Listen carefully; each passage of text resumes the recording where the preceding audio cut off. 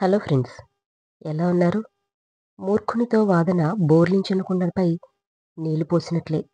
ఎంత పోసినా చుక్క కూడా కుండలో వెళ్ళదు. అలాగే మూర్ఖునితో ఎంత వాదించినా ఫలితం శూన్యం. ధైర్యంగా వేసే ప్రతి అడుగులోనూ భయపెట్టే విమర్శలే వస్తుంటాయి. వింటూ ఆగిపోవడమా లేక వినకుండా సాగిపోవడమా అనేది నీ అడుగుల్లోనే ఉంటుంది. సాధ్యం కాదు అనుకుంటే ఏ పని చేత కాదు. ప్రయత్నించి చూడు. గెలిస్తే సంతోషం వస్తుంది, ఓడితే అనుభవం వస్తుంది. మనిషిలా నువ్వు ప్రయత్నం చేయి, దేవుడు సహాయం చేస్తాడు. నువ్వు రాయిలా కూర్చుంటే రాయిలాగే చూస్తూ ఉంటాడు. అర్థం చేసుకోకుండా నిందించే ప్రతి ఒక్కరికి మీరు సమాధానం చెప్పనవసరం లేదు. అర్థం లేని మాటలకు బాధపడకూడదని మీ మనసుకి చెప్పుకుంటే చాలు. చేసే కర్మ మీద నమ్మకం ఉంచండి, రాసుల మీద కాదు. రామ రావణుల రాసులు ఒకటే అయినా కర్మానుసారం రాముడు దేవుడైతే రావణుడు మట్టిలో కలిసిపోయాడు. వర్షం తగ్గగానే గొడుగు కూడా బరువైపోతుంది. మనిషి కూడా అంతే. అవసరం తీరగానే భారమైపోతాడు. నువ్వు చెప్పేది వాస్తవమే అయినా ఎదుటి వాళ్ళు వినడానికి ఇష్టపడరు. చెప్పకపోవడమే ఉత్తమం. శత్రువు కన్నా మీ నిర్లక్ష్యమే మీకు ఎక్కువ నష్టాన్ని కలిగిస్తుంది. ఎవరినైనా ప్రశ్నించినప్పుడు పర్వాలేదు, కానీ విమర్శించేటప్పుడు జాగ్రత్త. ఎందుకంటే విమర్శ రుణం లాంటిది. ఏదో ఒక రోజు వడ్డీతో సహా తీర్చడానికి ప్రయత్నిస్తారు. విమర్శలు చూసి జీవిత లక్ష్యాన్ని ఎప్పుడూ వదలకండి. ఎందుకంటే లక్ష్యం సాధించిన తర్వాత విమర్శలు చేసేవారి అభిప్రాయం మారుతుంది. విమర్శలు చూసి పూర్తిగా తెలుసుకోకుండా నోరు జారుతూ అది కలిగించే గాయం దెబ్బ కంటే ఎక్కువ బాధిస్తుంది. ఒక మనిషిని ప్రేమించాలి అన్నా విమర్శించాలి అన్నా పూర్తిగా తెలుసుకోవాలి. అంతేగాని సగం సగం తెలిసి తెలియక మాట్లాడే మాటలు అంతులేని బాధని ఇస్తాయి. గెలిచిన వారికి ఓడిన వారికి చరిత్రలో ఎన్నో పేజీలున్నాయి. కానీ వేలెత్తి చూపేవారికి విమర్శించేవారికి చరిత్ర పుస్తకంలో ఒక్క పేజీ కూడా ఉండదు. నేటి సమాజంలో పరపతి ఉన్నవారికి పరామర్శలు, లేని వారికి విమర్శలు సర్వసాధారణం.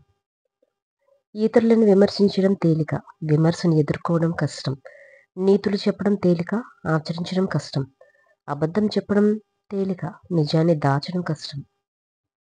మాట మీద నిలబడేది మనస్సాక్షి ఉన్నవారే. మాటను విస్మరించేది మనసు లేనివారు. ఎన్ని రోజులు బ్రతకడం ముఖ్యం కాదు, ఎలా బ్రతకాలన్నది చాలా విలువైనది. విమర్శలను వినయంతో స్వీకరించినప్పుడే విజయాలు నీ వెంట నవ్వుతూ నడిచి వస్తాయి. మీ వాళ్ళు అనుకుని నువ్వు ఏం చేసినా కానీ ఓ మాట విమర్శించినాడు నిన్ను పరాయి వ్యక్తిగానే లెక్కిస్తారు. నువ్వు చేసిన మంచి మర్చిపోతారు. 4 రోజుల బ్రతుకు కోసం నలుగురిని విమర్శిస్తావు. 3000 నోట్లోకి వెళ్ళడానికి 7 లోకాలతో పోరాడతావు. చివరికి మిగిలేది బూడిదేనని తెలుసుకోలేక ఎందుకనో ఆరాటపడతావు. ఆ సిద్ధాంతం ఈ సిద్ధాంతం అంటూ అలుపెరగని పోరాటం చేస్తావు. ఇవన్నీ మిథ్య అని తెలుసుకుని బ్రతికిన 4 నాళ్ళు 10 మంది మేలుకొని కలిసిమెలిసి బ్రతకడమే మేలైన విధానం. జీవితంలో ఎవ్వరూ ఎవరిని తక్కువగా అంచనా వేయకండి. ఎందుకంటే ప్రపంచాన్నే ముంచగల పెద్ద మహాసముద్రం చిన్న నూనె బిందువును ముంచలేకపోతుంది కదా. మీరు ఎవరిని సరిచేయటానికి పుట్టలేరు. నిరంతరం మిమ్మల్ని మీరు విశ్లేషించుకొని సరిదిద్దుకుంటూ ముందుకు సాగిపోవడమే. మానసికంగా ఇతరులని మాటలతో గాయపరిచి తాము బలవంతులమని నిరూపించుకునే ప్రయత్నం చేసేవారు అందరికంటే బలహీనులు. బలం అంటే నచ్చిన వాటిని నాశనం చేయడం కాదు, నచ్చిన వాటిని ఎంత కష్టపడైనా సాధించుకోవడం. వాళ్ళు వీళ్ళు ఏమనుకుంటారోనని ఆలోచిస్తూ ఉంటే ఎప్పటికీ వాళ్ళ చేతిలో బందీగానే ఉండిపోతారు. రంగు రూపం చూసి ఎవరిని అంచనా వేయదు. నోరు తెరిచే వరకు తెలీదు ఏది కాకి ఏది కోకిల అని. ఇప్పుడున్న ప్రపంచంలో నిజమైన మానవుడిగా బ్రతకడం కష్టం. ఎందుకంటే ఈర్ష్య, అసూయ, ద్వేషం గాలిలాగా విస్తరించున్నాయి. నీ జీవితంలో వెలుగు రావాలంటే వెలుగొచ్చే చోట నువ్వుండాలి, లేదంటే నువ్వే వెలుగును సృష్టించాలి. మనిషి ఎప్పుడైతే అధికంగా వినడం నేర్చుకుంటాడో అప్పుడే అధికంగా నేర్చుకుంటాడు. ఏదో ఒకరోజు నీ జీవితం నుంచి నిన్ను వేధిస్తున్న కష్టాలు తొలగిపోతాయిలే అనే ఆశతోనే జీవించాలి. అప్పుడే మనశ్శాంతిగా ఉండగలరు. అలంకరణ ఎదుటివారి కళ్లకు అందంగా కనిపిస్తుంది.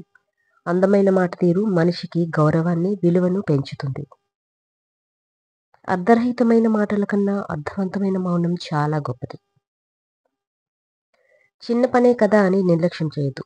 చిన్న విత్తనం నుంచే మహావృక్షం పుడుతుందని మర్చిపోవద్దు. కష్టపడిన వారికి తెలుస్తుంది కష్టం విలువ. నమ్మిన వారికి మాత్రమే తెలుస్తుంది దేవుని విలువ. ఎన్ని కష్టాలొచ్చినా ధైర్యంగా నిలబడి మనసా, వాచా, కర్మన దేవుణ్ణి నమ్మితే నీ కష్టాలన్నీ పటాపంచలు చేస్తాడు. ఒక గంటలో నువ్వు చనిపోతావని నీకు తెలిస్తే నువ్వు ఎలా భగవంతుణ్ణి స్మరిస్తూ ఉంటావో, అలానే జీవితాంతం మనోమందిరంలో ఈశ్వరుణ్ణి భక్తితో స్మరిస్తూ ఉండు. జీవితంలో 100 కష్టాలున్నా భగవంతుడున్నాడని నమ్మేవారికి ఎక్కడో ఒక చోట ఎప్పుడో ఒకప్పుడు తలరాత ఖచ్చితంగా మారుతుంది.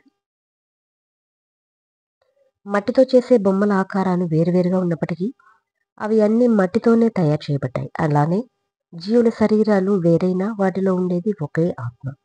ఈ విషయం తెలుసుకున్న ఎవ్వరూ ఇతరులని బాధపెట్టరు. ఎవరి చేతైనా బాధింపబడరు. ఎవరూ విలువ ఇవ్వలేదని నీ విలువ తగ్గదు. నీ జీవితం నీకు విలువైనదే. విలువలేని విలువ ఇవ్వని మనుషులకు దూరంగా ఉండు. భవిష్యత్తులో నువ్వేంటో తెలుస్తుంది. నీ విలువేంటో అర్థమవుతుంది. నిలకడలేని వారికి అండగా నిలబడితే వాళ్ళకంటే నీకే ఎక్కువ ప్రమాదం. ప్రమాదం వచ్చినప్పుడు నిన్ను బలిపశువుని చేసి వెళ్ళిపోతారు. కొంచెం ఓపిక పట్టు. నువ్వు అవసరం లేదు అనుకున్న వాళ్ళకి మళ్ళీ నువ్వు కావాలి అనే రోజులొస్తాయి. ఈ రోజు నీ పరిస్థితి చూసి రేపటి నీ పరిస్థితిని ఊహించుకో.